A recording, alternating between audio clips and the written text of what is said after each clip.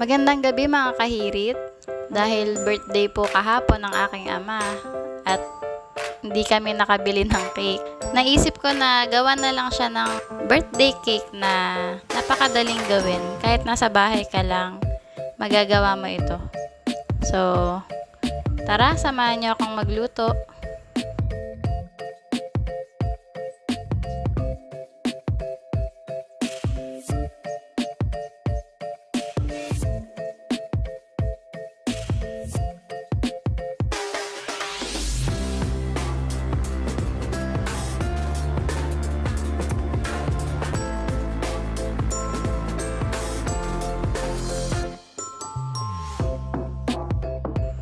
Para sa kompletong list ng ingredients, check nyo lang po ang ating description box sa baba.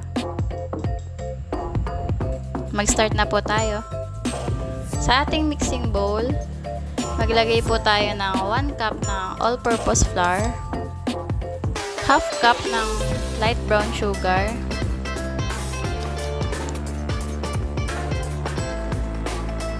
1 tablespoon ng baking powder.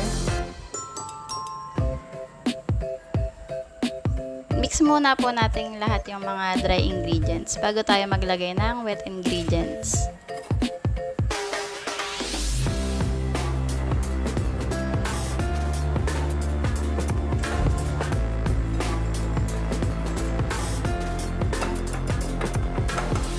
Isunod po natin ang 1 tablespoon ng vegetable oil.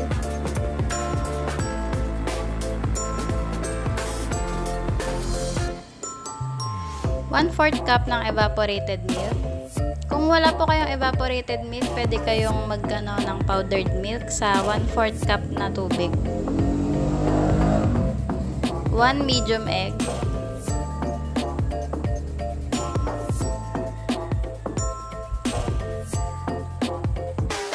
3/4 cup ng tubig.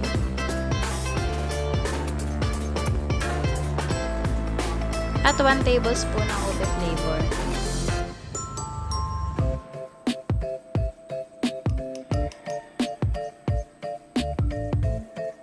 Haluin po nating mabuti para wala pong natirang buo-buo.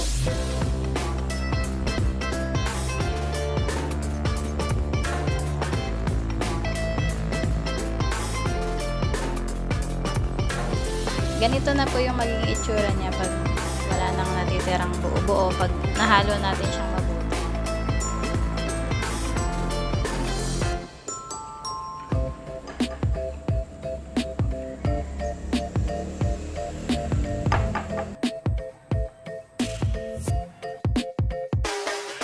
Ito yung ginamit ko po na baking pan. 7 inches by 3 inches yung kanyang size. Naglagay lang din po ako ng parchment paper. Gumupit lang ako ng bilog na parchment paper. Nilagay ko sa ilalim para madali nating matanggal mamaya yung ating puto cake. Isalin lang po natin dito ang ating mixture.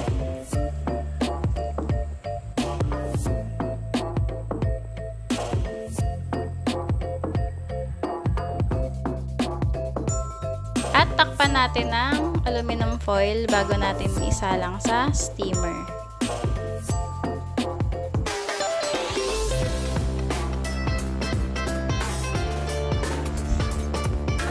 Ayan, bago po ako nag-start kanina na mag-mix ng mga ingredients, nagpakulo na po muna ako ng tubig na gagamitin natin pag-steam. Ito po yung gagamitin kong steamer ngayon. Improvised steamer lang po. Tapos may nabili ako sa Lazada na ganito. Siya yung magsisilbing steamer natin. Kasi wala po kaming steamer. So, improvise lang po yung gamit ko. Ayan, ilagay na po natin yung ating puto cake. I-steam po natin siya ng 40 to 45 minutes. Babalikan po natin mamaya. Para naman po sa yema frosting, ito po ang mga ingredients. 4 egg yolks,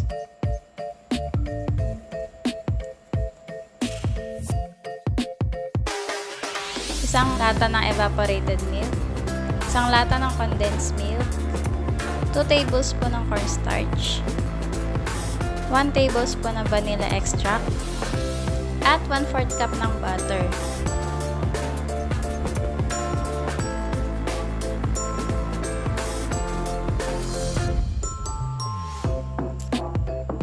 Dito sa ating maliit na kaserola ulit, i-mix lang natin lahat ng ingredients except po dun sa ating butter.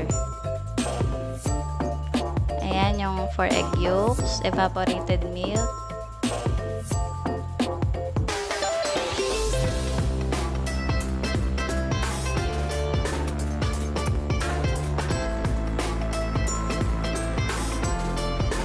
then yung ating condensed milk,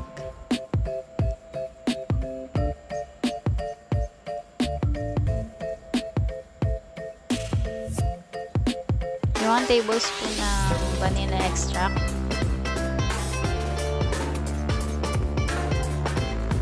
at yung 2 tablespoon ng cornstarch. Ayan, yung ating pong butter hindi muna natin ihahalo. Mamaya natin siya ilalagay pag luto na yung ating yema frosting.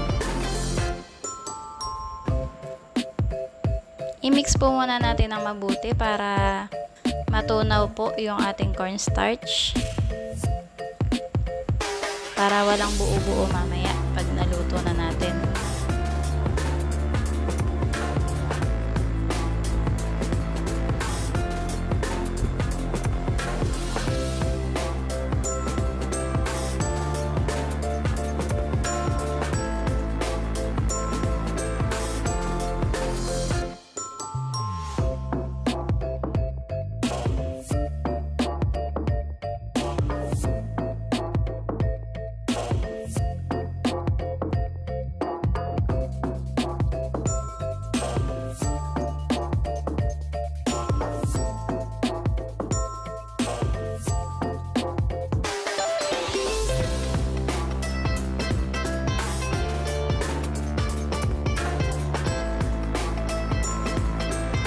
Start na po nating lutuin. Ito po, nasa kabila po yung ating puto cake na ini-steam. Ito naman po sa kabila yung ating yema frosting.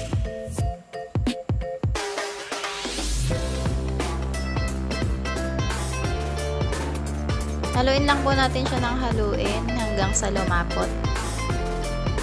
Huwag po nating titigilan ng paghalo dahil masusunog po yung ilalim niya.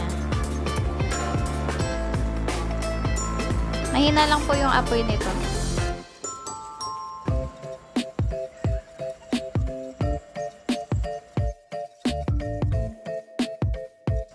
Ayan, nakikita nyo po dito, mayroon maliliit na parang mga medyo dark yung color.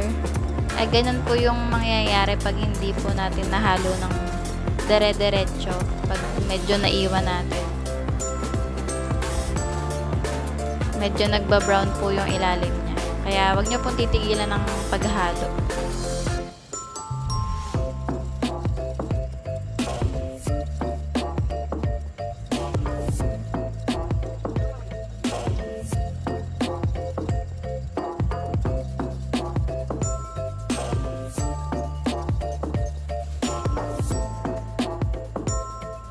Ayan.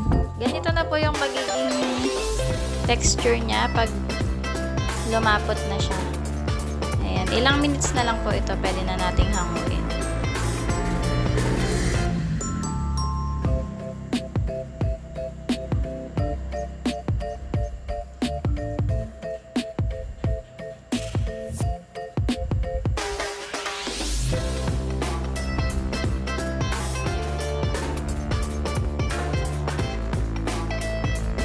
Ayan. Pwede na po nating patayin yung apoy. Then, tsaka natin ilagay yung ating 1/4 cup ng butter. Ayan. Yung butter po ang magdadagdag ng linamnam sa ating yema frosting. Siya rin po yung magbibigay ng kintab sa ating yema frosting.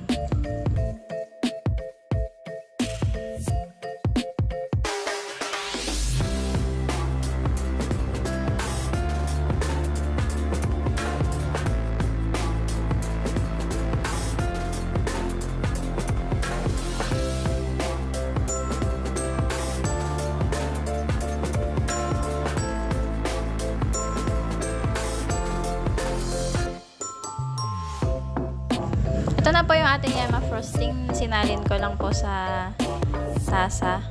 At tinakpan ko po ng cling wrap directly po dun sa Yema frosting para hindi siya magkaroon ng nabubuo, parang tumitigas siya.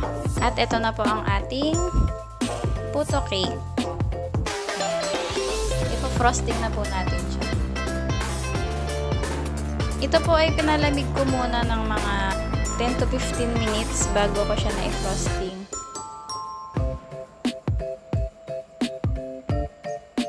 Ayan, ang sarap po ng ating Yema frosting. Sobrang creamy po at lasang yema talaga siya.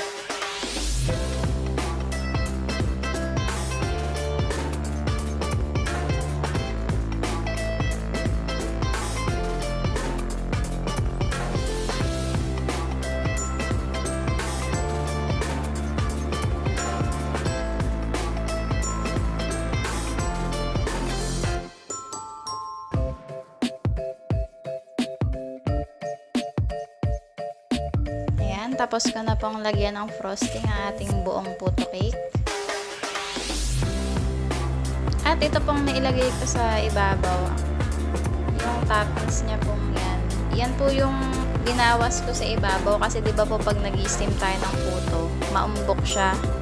Yung part na maumbok, tinanggal ko lang yun sa pinakang puto cake natin para maging flat yung ibabaw. Para madali siyang lagyan ng frosting. Tsaka mas maganda yung itsura niya. Yun po yung ginawa kong crumbs. Yun yung na-toppings ko. Tapos naggadgad din ako ng keso sa ibabaw.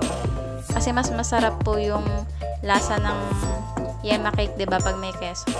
Nababalance ng keso yung tamis ng yema cake natin.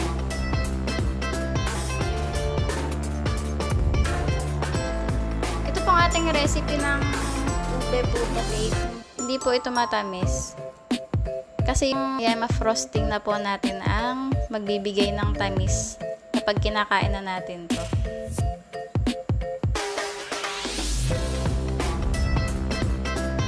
Titikman na po natin. Sobrang lambot po niyan.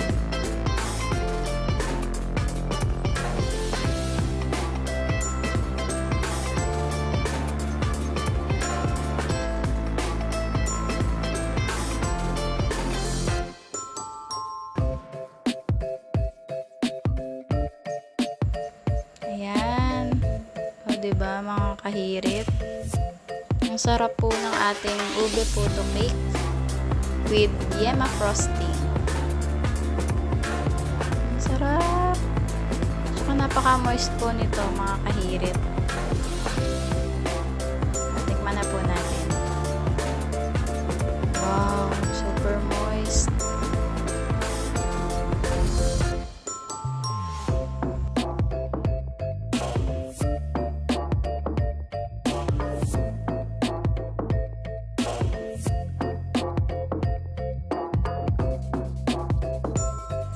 Kung gaano kalambot, mga kahirit, ang ating puto cake. Super lambot, super moist, and tamang-tama lang po talaga yung tamis ng ating yema frosting. Hindi po kayo mauumay. I-add nyo pa yung toppings na cheese. Sobrang sarap po.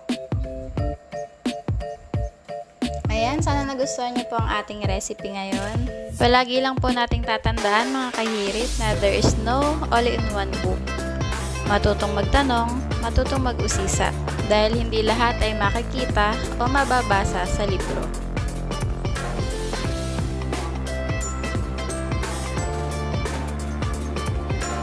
Magandang gabi po sa inyong lahat.